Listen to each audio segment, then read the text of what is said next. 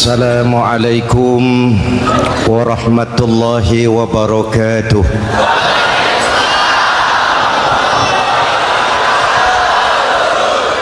Alhamdulillahillazi ja'ala Ramadhana syahra siyami lil mu'minin. Wassalatu wassalamu ala asyrafil mursalin Sayyidina Muhammadin wa ala alihi wa sahbihi ajma'in, amma ba'du. Para ulama yang saya muliakan, para pejabat baik sipil maupun militer yang saya hormati, alhamdulillah malam ini atas izin Allah, mudah-mudahan yang kita laksanakan ini merupakan bagian dari amal ibadah kita di bulan suci Ramadan ini. Hadirin, reformasi terbesar adalah reformasi yang dilakukan oleh baginda Nabi besar Muhammad sallallahu alaihi wasallam. 23 tahun merombak satu bangsa biadab menjadi bangsa beradab, merombak umat yang terpecah belah menjadi umat yang bersatu, merombak masyarakat yang tenggelam dalam kemusyrikan menjadi umat yang bertauhid. Reformasi besar apa yang dilaksanakan oleh Rasul dan apa hubungannya dengan kita sekarang? Ini yang ingin saya sampaikan malam ini. Pertama, beliau melaksanakan reformasi akidah, membebaskan manusia dari kemusyrikan, menyelamatkan manusia dari ketergantungan kepada benda. 13 tahun beliau berjuang di kota Makkah hanya untuk menanamkan la ilaha illallah Muhammadur Rasulullah. Dari sana segalanya dimulai, meletakkan fondasi. Saya yakin tidak ada Tuhan selain Allah dengan seluruh konsekuensinya. Kalau saya yakin tidak ada Tuhan selain Allah, maka saya tidak akan menyembah kecuali hanya kepada Allah. Orang yang benar fondasinya, benar sujudnya. Jelas?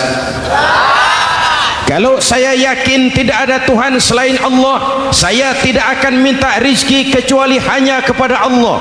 Orang yang benar fondasinya, jauh dari korupsi, jauh dari judi.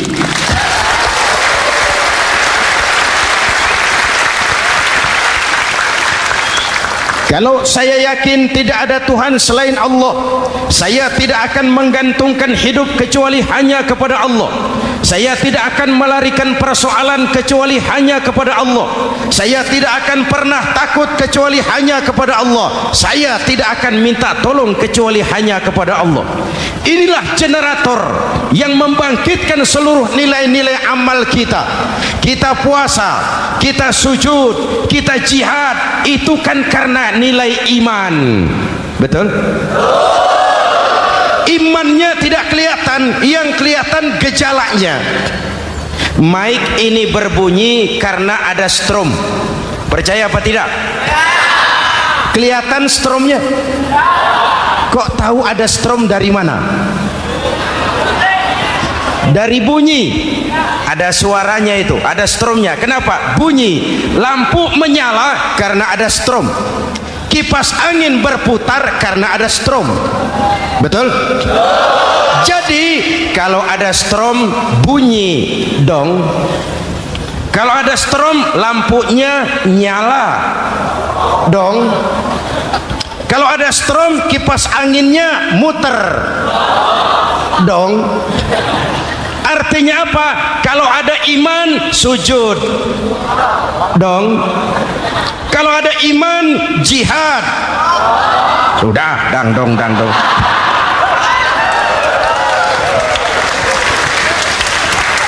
Seluruh amaliyah kita hanya refleksi dari nilai-nilai keimanan, maka dimulai dengan fondasi. Kalau fondasi kuat, apapun yang mau dibangun aman. Kalau fondasi rapuh, apa yang mau dibangun di atas fondasi yang rapuh? Karena itu dengan tabligh akbar ini, pesan pertama saya, mari jaga nilai-nilai iman kita. Kita masih bergelut dengan zaman susah. Judi kembali merebak, narkoba meracuni remaja dan pemuda-pemudi kita, padahal dua-duanya sumber segala macam kemaksiatan. Judi mendidik orang jadi malas, dan sejarah belum pernah mencatat ada orang jadi kaya karena judi. Yang bangkrut, yang kere, yang melarat banyak.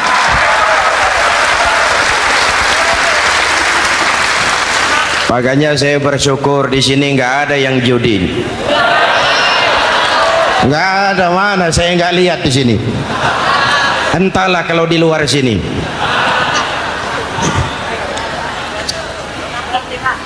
Judi itu penyakit, kalahnya bikin penasaran, menangnya bikin ketagihan. Itulah penyakitnya. Makanya lebih baik makan singkong betulan daripada makan roti mimpi. Ayo, makan singkong betulan, makan roti mimpi, lebih baik mana? Lebih baik makan roti betulan, Mas. Maksud saya, uang 4-5 ribu rupiah itu daripada belikan togel, daripada dibelikan pakong, daripada dibelikan macam-macam undian judi, lebih baik dibelikan beras, makan sama-sama.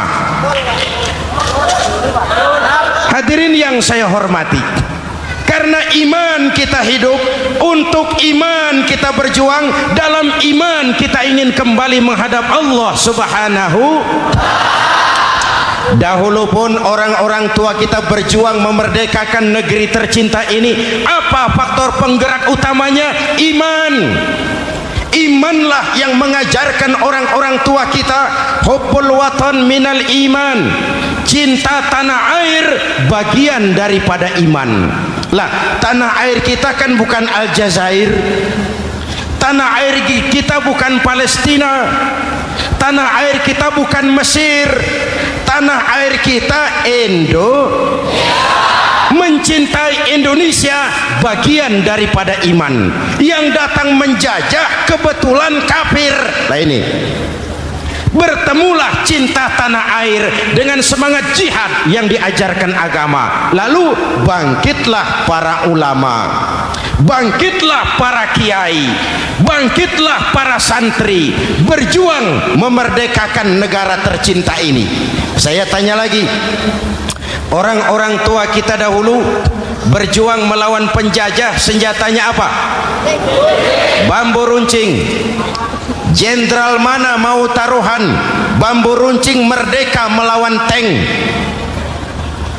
bambu runcing merdeka melawan meriam, bambu runcing merdeka melawan tentara-tentara profesional yang terlatih dengan baik? Menurut logika tidak mungkin, menurut kebiasaan tidak bisa, menurut rasio impossible. Entoh nyatanya kita merdeka. Lalu para pendiri Indonesia dengan jujur mencantumkan dalam mukaddimah Undang-Undang Dasar Negara kita kalimat yang berbunyi, dengan berkat rahmat Allah yang Maha Kuasa. Ada tidak itu dalam pembukaan Undang-Undang Dasar? Ada apa tidak? Pokoknya biar belum pernah baca, ada gitu saja sudah, biar lancar urusan. Saya yakin kalimat ini bukan lipstick, not decoration only. Kalimat ini pengakuan moral, pengakuan batin yang sangat jujur dari para pendiri Indonesia bahwa Allah campur tangan dalam proses kemerdekaan. Kalau tidak, nggak ada ceritanya bambu runcing merdeka melawan tank.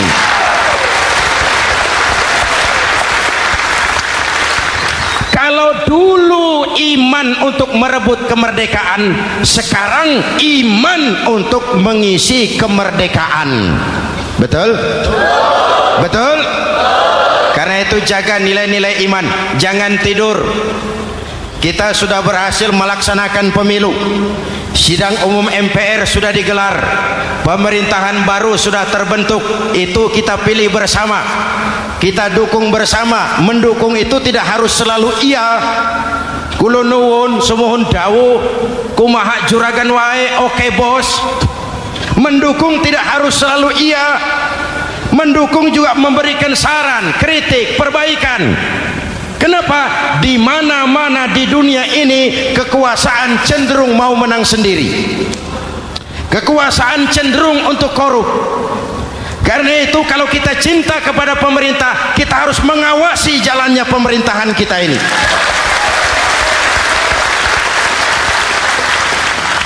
Pengalaman ketika Orde Baru berdiri, kita percaya, kita serahkan penuh, lalu kita tidur. Akhirnya kita jadi susah sendiri. Betul? Umat Islam tidak boleh jatuh dua kali di tempat yang sama. Hari ini lewat sini jatuh wajar, belum tahu barangkali. Besok lewat sini lagi jatuh lagi, goblok tenan. Masa jatuh dua kali di tempat yang sama itu bagaimana?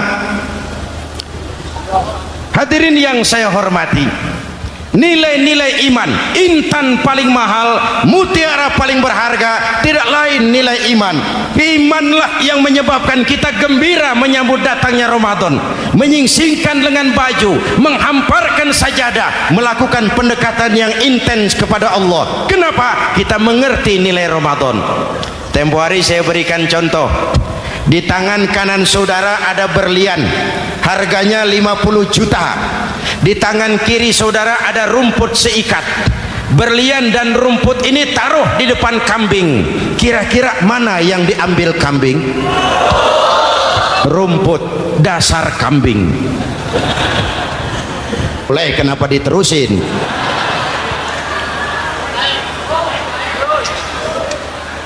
Hadirin yang saya hormati, jaga iman baik-baik, wariskan kepada anak-anak kita. Mereka harapan kita semua, mereka masa depan Indonesia. Akan bagaimana Republik Indonesia, bahkan akan bagaimana Islam di Republik Indonesia 20, 30, 40 tahun yang akan datang. Anak-anak kitalah jawabannya.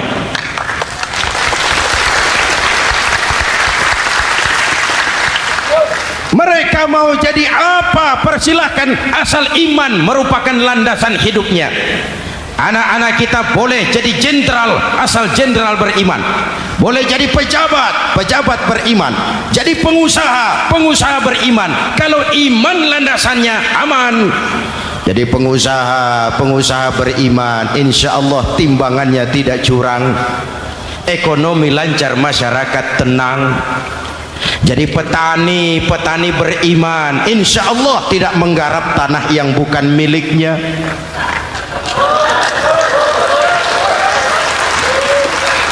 Jadi pejabat, pejabat beriman, insya Allah korupsinya sedikit.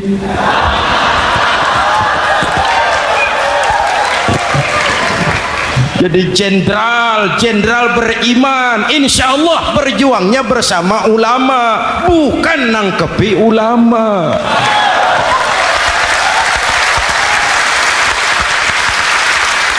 Jadi teknokrat, teknokrat beriman. Jadi pengusaha, pengusaha beriman. Jadi seniman, seniman beriman. Jadi maling.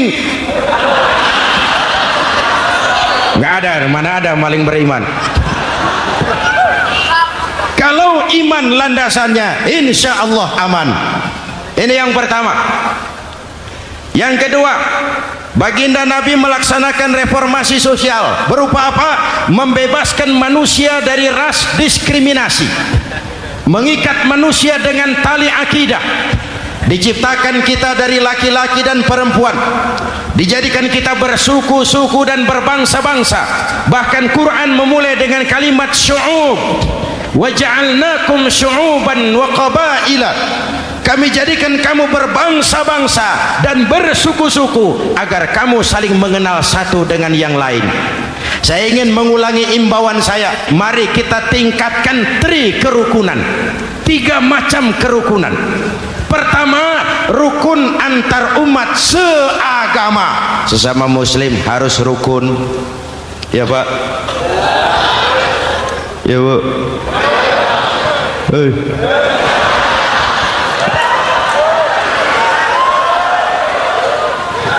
Malam ini saya tidak merasa sebagai tamu di sini. Saya hanya keluarga di tengah-tengah keluarganya.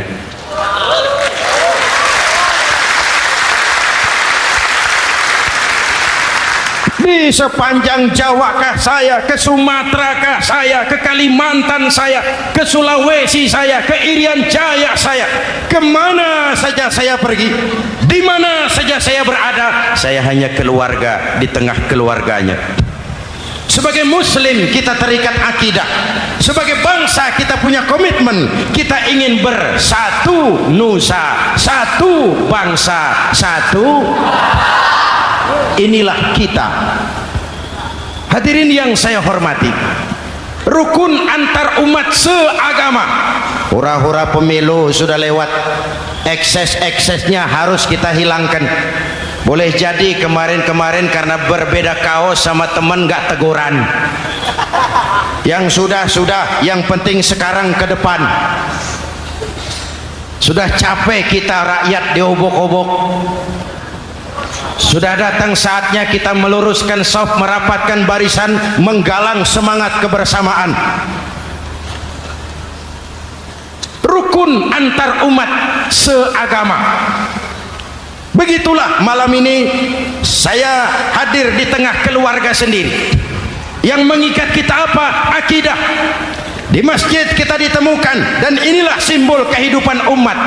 Tadi kita sholat isya dan tarawih di sini, menghadap ke arah yang sama, menyembah Allah Tuhan yang sama, melakukan gerak yang sama, membaca bacaan yang sama, dengan bahasa yang sama. Betul?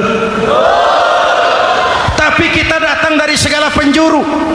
Kita datang dari sebelah lor, sebelah kidul, sebelah wetan, sebelah kulon.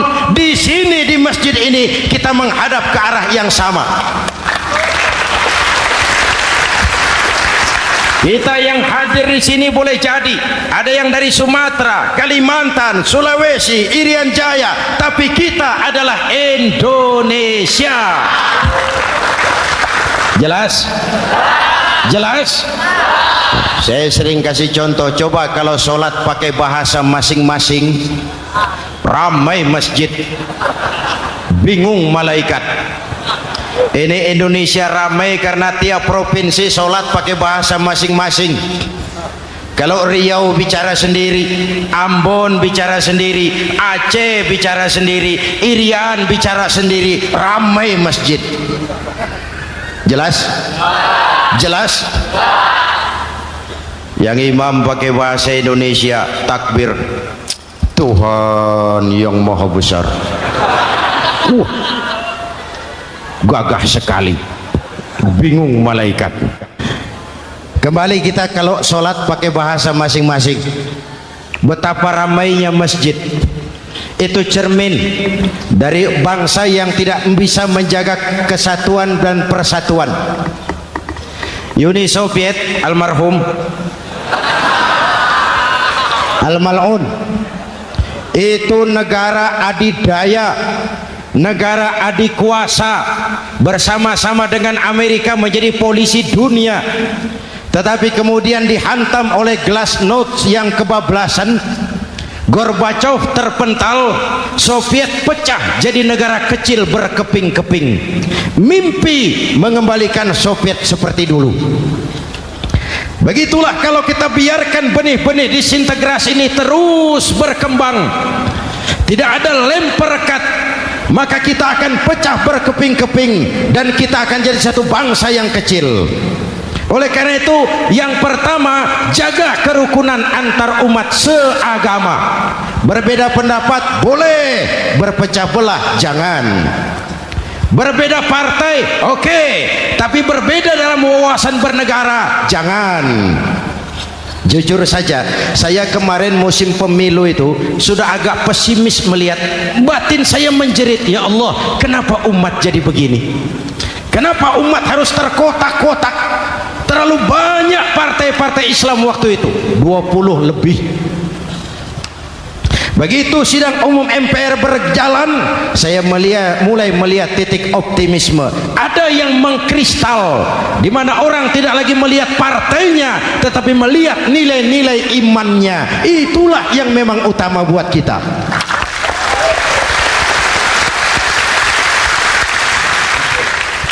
Ini yang pertama, rukun antar umat seagama. Yang kedua, rukun antar umat beragama. Beberapa hari yang lalu ada kejadian yang mengenaskan di Jakarta Timur, Cipayung. Peristiwa penyerbuan Yayasan Dolos. Hadirin yang saya hormati, kita tentu menyesalkan kejadian itu. Kita tidak bisa menyetujui tindakan main hakim sendiri. Kita berharap pemerintah bukan hanya bisa menangkap pelakunya, tapi juga yang tidak kalah pentingnya mengusut akar permasalahannya. Kenapa itu terjadi? Kalau cuma pelakunya yang ditangkap, akar permasalahannya tidak selesai, saya khawatir terulang lagi di tempat lain. Inilah yang terpenting, menjaga kerukunan antar umat beragama, saling menghormati, saling menghargai. Jangan melakukan kamuflase, jangan melakukan tindakan-tindakan yang rawan dan peka. Misalnya umat Islam membangun masjid di tengah perkampungan orang Kristen, padahal tidak ada Islamnya di situ. Itu bisa menimbulkan kerawanan. Atau sebaliknya, membangun gereja di tengah perkampungan umat Islam yang tidak ada Kristennya di situ. Atau sebaliknya, mereknya kegiatan sosial, mereknya kegiatan kemanusiaan, tapi isinya penyebaran agama kepada orang yang sudah beragama. Itu pun bisa menimbulkan kerawanan. Jelas? Maka yang besar jangan mau menang sendiri, yang kecil harus tahu diri. Jelas? Mari saling menghormati, mari saling menghargai dalam batas lakum dinukum. Menangkap pelakunya penting, mengusut akar permasalahannya itu pun tidak kurang pentingnya. Hadirin yang saya hormati, Islam agama toleran, baik dari prinsip ajarannya maupun dari sikap umatnya. Islam agama yang rahmatan lil alamin. Kita punya kewajiban untuk membuktikan bahwa Islam bukan merupakan ancaman. Islam adalah alternatif. Islam adalah solusi. Islam bukan ancaman. Yang hadir di sini bukan perusuh, bukan umat biang kerok. Ini umat yang cinta damai.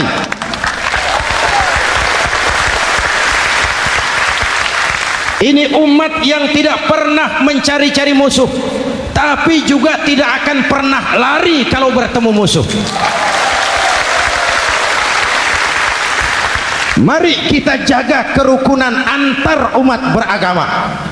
Jangan sampai peristiwa Dolos terulang lagi di tempat-tempat lain. Saling menghargai, saling menghormati. Jangan main hakim sendiri, tapi juga jangan mau menang sendiri. Hadirin yang saya hormati, dengan menjaga kerukunan antar umat beragama, akar keutuhan kita sebagai bangsa semakin terpelihara. Lalu yang ketiga, rukun antar umat beragama dengan pemerintah. Tadi kita sholat di sini ada imam, ada makmum, betul? Kalau makmum siapa saja boleh, Mas. Tidak ada pemilihan makmum. Fikih itu ketat kalau sudah memilih imam. Nih makmum siapa saja. Pak, itu orang pemabuk itu, boleh jadi makmum. Suka mencuri, Pak, boleh jadi makmum. Bacaannya tidak fasih, boleh jadi makmum. ketinggalan 1 rakaat, boleh jadi makmum, tapi tidak tiap orang boleh jadi imam. Kenapa? Imam mau mimpin orang banyak. Kalau dia bodoh, bagaimana nasib makmumnya?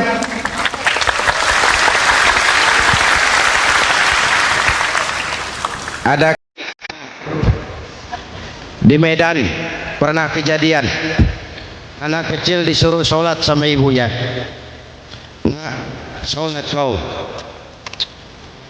tak pandai sholat mah, cocok rupanya ini. Ibunya sudah, saya bapak.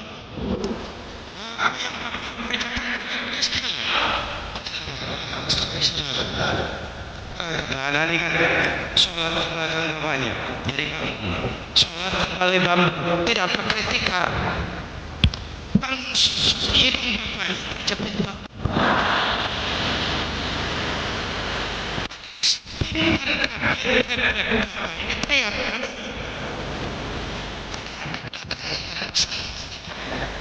Siapa pak? Siapa? Malah pakai syarat. Aduh.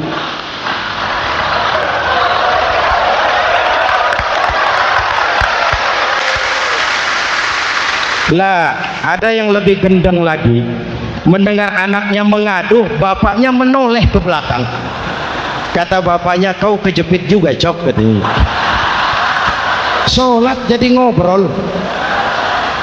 Kalau makmum dan imam sama bodohnya, rusak sholat ini.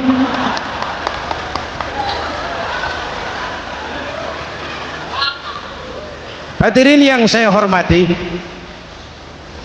rukun antar umat beragama dengan pemerintah yang legitimate, yang dihasilkan lewat proses demokrasi, benarnya kita dukung, salahnya kita tegur, kita kritik, kita perbaiki, kita berikan saran-saran yang baik. Sekali lagi, jangan tidur. Sudah lewat masanya. Kemarin kita menghadapi satu masa yang penuh krusial.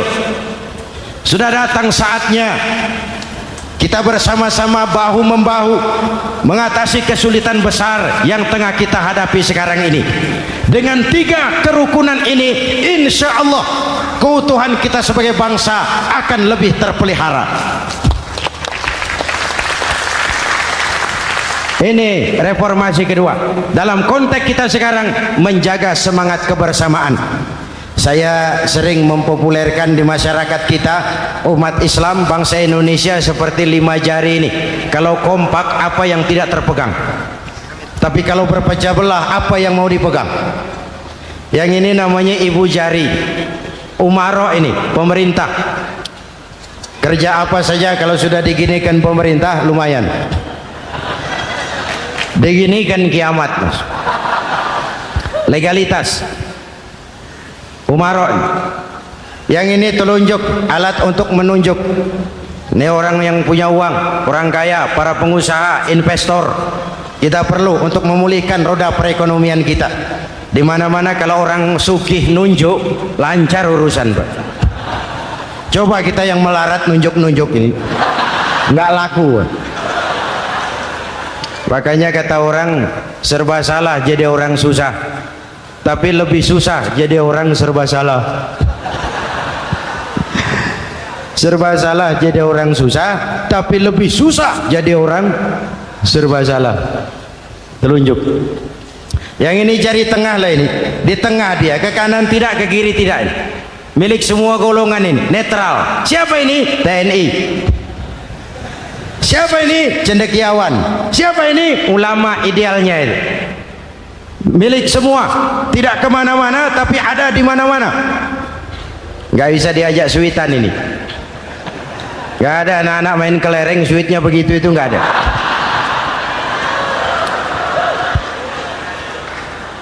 Ini jari manis. Remaja, pemuda, masa muda, masa yang paling manis. Semua harapan milik pemuda. Belum pernah saya dengar ada orang pidato para kakek-kakek harapan bangsa, belum pernah. Mesti kalau sudah harapan umat, pemuda, harapan negara pemuda, harapan agama pemuda, harapan bangsa pemuda, harapan pemudi. Jari manis yang ini kelingking, jari paling kecil ini kaum wanita ini, perempuan kecil tapi mantap. Masya Allah. Ini ibu jari ini besar ini, sweet ketemu kelingking, kalah ibu jari ini. Di mana-mana kekuasaan sering kalah sama perempuan. Siapa yang mendorong-dorong Nabi Adam memetik pohon buah khuldi? Kelingking. Kelingking. Kelingking. Julius Caesar tunduk kepada Cleopatra. Siapa Cleopatra? Kelingking. Napoleon, singa daratan Eropa, the lion of Europe, luas kekuasaannya, hebat tentaranya, bertekuk lutut di bawah kaki Margaret Josephine. Kelingking. Hadirin yang saya hormati, kalau 5 pilar ini bersatu, ringan sama dijinjing, berat sama dipikul, kita akan jadi satu bangsa yang kuat. Jelas? Jelas? Dengan Ramadan, dengan tabligh akbar malam ini, mari kita jaga semangat kebersamaan. Saya selalu mengingatkan, sekarang lebih banyak tukang kompor daripada tukang lem. Lebih banyak tukang kompor daripada tukang lem. Hangati sana, sulut sini, bakar sana, panasi sini, terbakar kita, dia lari tepuk tangan, dan kita yang rugi. Jelas? Jelas? Ini hal yang kedua, reformasi sosial, mengikat manusia dengan tali akidah, mempersaudarakan manusia dari manapun orang datang, apapun warna kulitnya, dari suku apapun ia dilahirkan, kalau akidahnya sama, itulah saudara kita.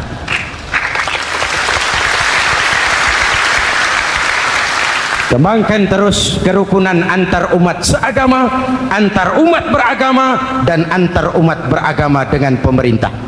Muslim bagaikan satu tubuh. Jikalau yang satu sakit, yang lain ikut merasakan sakit. Muslim bagaikan sebuah bangunan, yang satu sama lain harus saling memperkuat. Ada yang jadi tiang, tentu. Ada yang jadi pintu, memang. Ada yang jadi genteng, iya. Tapi satu sama lain harus saling memperkuat. Tidak bisa genteng ngomong sama tiang. Kata genteng, saudara tiang, kamu sih enak. Saya setengah mati, kata genteng. Hujan kehujanan, panas kepanasan. Kadang-kadang anak-anak nakal saya dilontari batu, kata genteng. Yang jadi tiang ngomong lagi, kata tiang, saudara genteng, jangan sembarangan kalau ngomong. Kamu kira kamu bisa nongkrong di atas? Itu gara-gara siapa, genteng?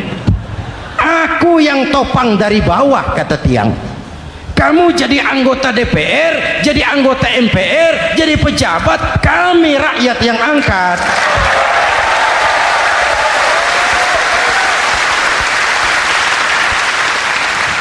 Jangan waktu di bawah rajin ngamalkan ayat kursi, dapat kursi lupa sama ayat.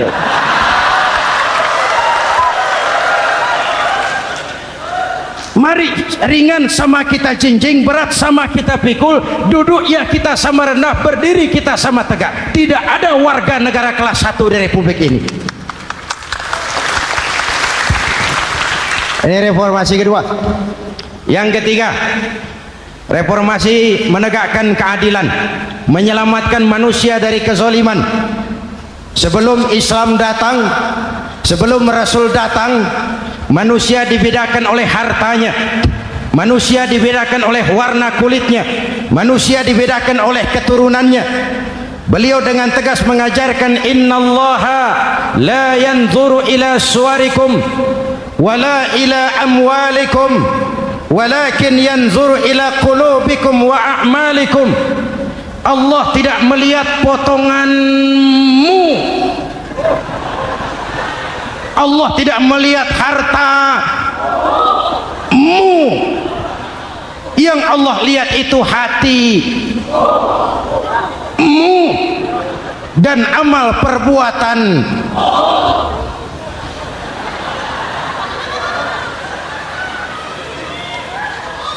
Perjuangan menegakkan keadilan, hadirin yang saya hormati, itulah yang menyebabkan reformasi kita menggelinding, menuntut keadilan, baik keadilan di bidang politik, keadilan di bidang ekonomi, keadilan di bidang hukum. Nabi pernah mengingatkan, hakim, kata Nabi, itu ada 3 macam. Al-qudatu salasatun, hakim ada 3 macam. 1 di surga, 2 di neraka. Hadirin yang saya hormati, siapa yang hakim ke surga itu? Ada hakim yang tahu tentang kebenaran, lalu siap melaksanakan kebenaran itu, menghukum dengan kebenaran apapun resikonya, walaupun dimusuhi atasannya, walaupun bertentangan dengan nuraninya, karena itu orang yang dia sukai, tapi dia tetap melaksanakan hukum.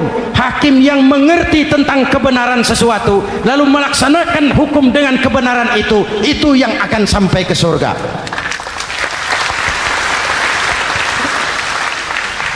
Yang kedua, ada hakim tahu tentang kebenaran tapi tidak mampu melaksanakan hukum dengan kebenaran itu.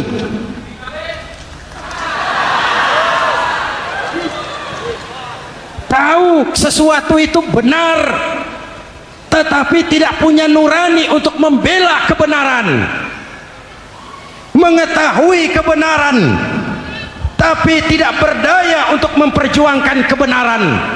Akhirnya hukum dikebiri, yang salah jadi benar, yang benar jadi salah.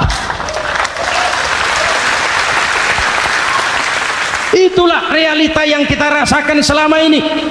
Yang baca Quran dengan suara merdu dapat piala, yang mengamalkan Quran dengan konsekuen dapat penjara, yang berteriak-teriak menegakkan keadilan dianggap aneh, yang korupsi habis-habisan hidup terhormat.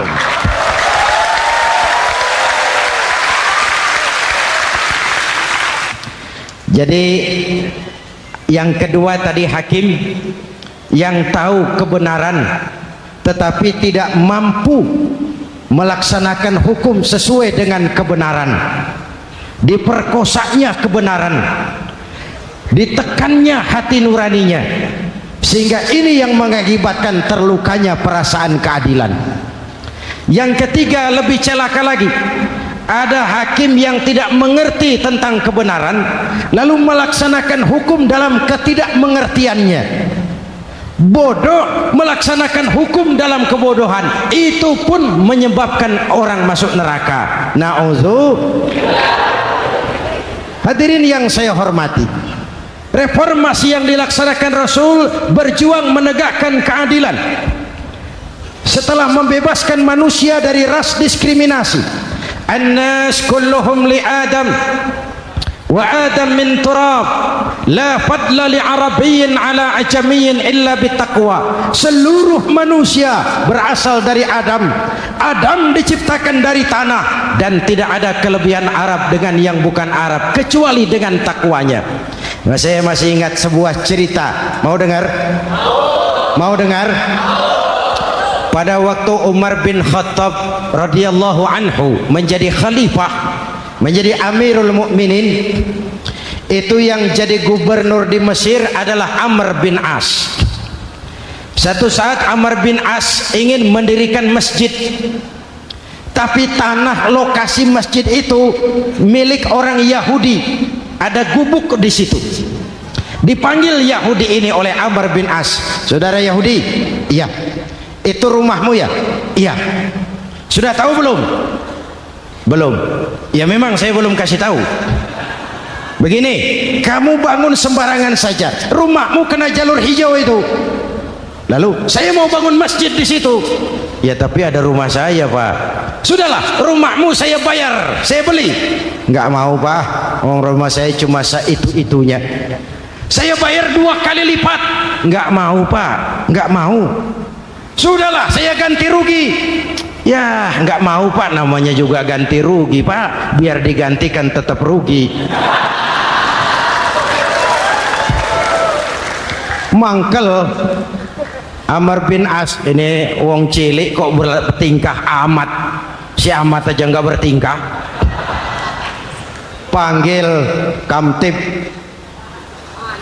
Hei Gusur, ditarik rumah Yahudi ini ambrol, menitiskan air mata si Yahudi di sudut kehidupan. Begini wong cilik ini sudah jatuh tertimpa tangga, rumah cuma sak gubuk-gubuknya diderek oleh petugas.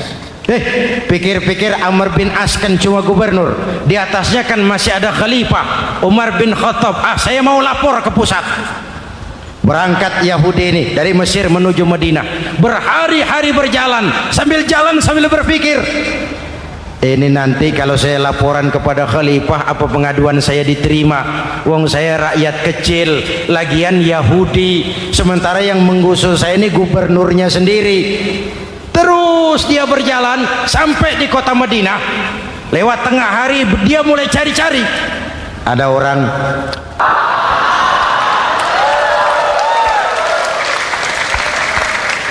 itu pengawalnya, pakaian kebesarannya malu dan takwa, pengawalnya orang-orang lemah tidak berdaya. Kok begitu pak? Begitulah Umar bin Khattab. Orangnya sekarang di mana pak? Di depan kamu. Jadi bapak, iya. Bapak, iya. Saya Umar. Ada apa mas? Oh yang datang dari Semarang waktu itu.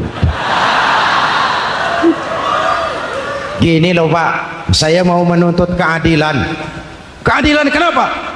Gubernur bapak Amr bin As itu pak zolim. Kenapa dia?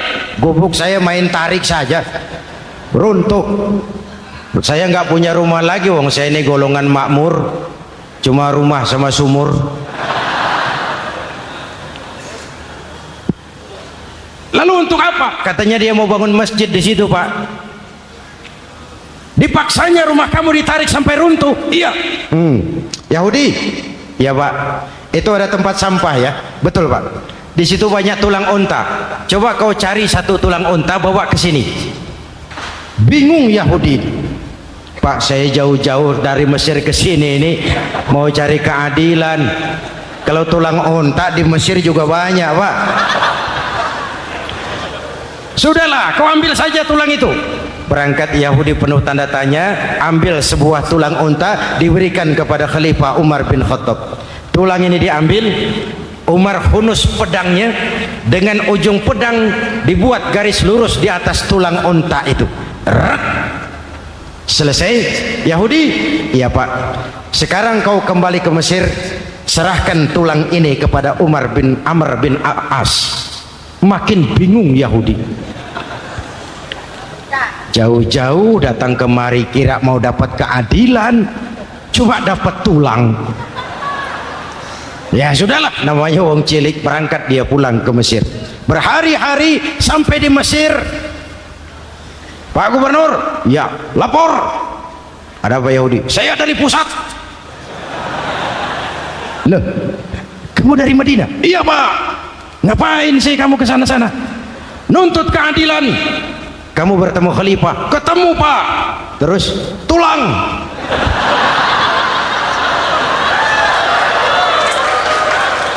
Ini loh pak, salam dari beliau, tulang.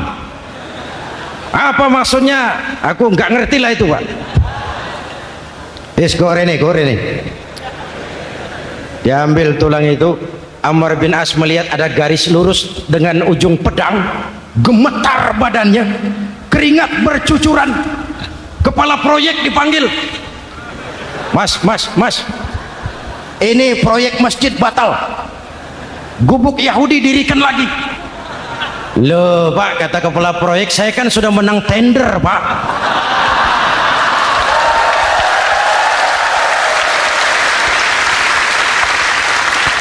Wes, nggak ada urusan, sampean mau menang mau kalah tender, proyek batal. Itu gubuknya Yahudi, dirikan lagi. Yahudi makin bingung, ada gubernur dapat tulang gemeter. Pak Gob, ya sebenarnya apa yang terjadi? Apa-apa, kamu sedikit-sedikit main pusat.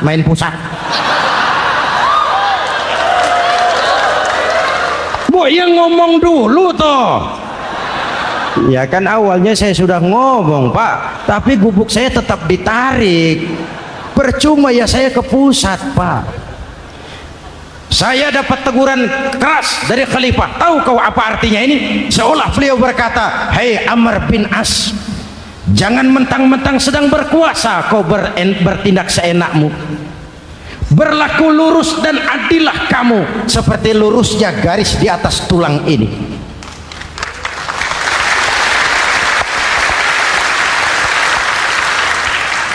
Kalau kau tidak lurus, kalau kau tidak berlaku adil, aku yang akan meluruskanmu dengan pedangku. Itu bahasa simbolik. Siapa yang gak gemeter? Kamu. Pusat. Wedus.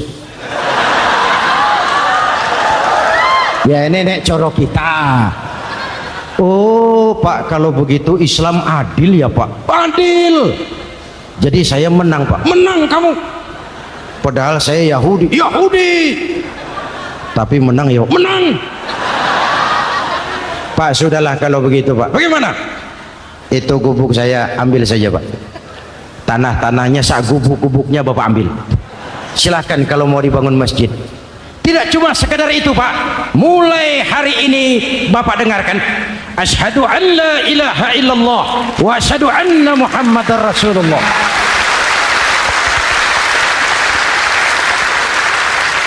Yahudi bisa menang perkara menghadapi gubernur. Kalau ini terjadi di Indonesia,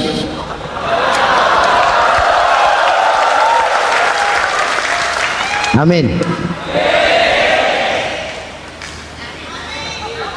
Oke, lalu siapa pemimpin adil itu? Setiap kita kan pemimpin. Presiden pemimpin di negaranya, gubernur pemimpin di provinsinya, bupati pemimpin di kabupatennya, Pak Camat pemimpin kecamatannya, Pak Lurah pemimpin di kelurahannya, suami pemimpin di rumah tangganya, anak muda pemimpin bagi dirinya. Dan setiap kita akan dimintakan tanggung jawab. Anak muda pemimpin buat dirinya, nanti diminta tanggung jawab. Hei, kakimu kau bawa jalan kemana? Tanganmu ngambil apa? Lidahmu bicara apa?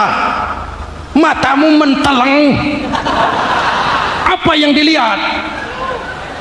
Seluruhnya akan dimintakan pertanggungan jawab. Marilah kita jadi orang yang adil kepada diri, kepada keluarga, dan akhirnya kepada masyarakat, bangsa dan negara. Hadirin yang saya hormati, satu ayat yang sering dibaca pada akhir khutbah khatib Jumat, innallaha ya'muru bil adli wal ihsan. Allah memerintahkan kamu berlaku adil dan berbuat ihsan. Tidak sekadar adil tapi ihsan. Ihsan nilainya lebih tinggi dari adil. Contoh, nak, tolong taruh telur itu di pinggir meja. Anak yang adil apa adanya, ditaruh telur di pinggir meja. Anak yang ihsan lain. Lah iya, perintahnya sih di pinggir meja, tapi kalau pas di pinggir meja kan jatuh ke bawah, ke tengah sedikit. Ini ihsan. Oleh karena itu, mari, perjuangan menegakkan keadilan masih panjang. Jalannya tidak lurus bertabur bunga, menanjak menurun, banyak onak dan duri. Namun seperti yang dikatakan seorang tokoh, masih Napoleon, kalau ada 1000 orang penegak keadilan, saya satu dari yang 1000 itu. Kalau ada 100 penegak keadilan, saya juga satu dari yang 100 itu. Kalau ada 10 orang menegakkan keadilan, saya juga satu dari yang 10 itu. Kalau hanya 1 orang yang menegakkan keadilan, maka sayalah yang 1 itu. Tetap konsisten berjuang menegakkan keadilan, walaupun besok langit akan runtuh, walaupun besok akan kiamat, keadilan tetap harus ditegakkan. Ini reformasi yang ketiga, menegakkan keadilan, mengayomi masyarakat dengan hukum yang tegas. Dan Rasul menjadi contoh. Ini yang hebat. Misalnya beliau berkata, wallazi nafsi biyadihi law anna Fatimah binti Muhammadin sarqat laqata'a Muhammadun yadaha. Demi Allah, andai kata Fatimah putri Muhammad mencuri, jangan orang lain, Muhammad sendiri yang akan memotong tangannya. Hukum berwibawa, masyarakat terlindungi. Kenapa? Nabi jadi contoh. Jelas? Beliau mengajarkan orang beramal. Kepada putrinya beliau mengatakan apa? I'mali ya Fatimah, i'mali fa inni la ughni anki minallahi syai'a. Fatimah, beramal kau. Fatimah, beramal kau. Fatimah, solat kau. Fatimah, puasa kau. Fatimah, zakat kau.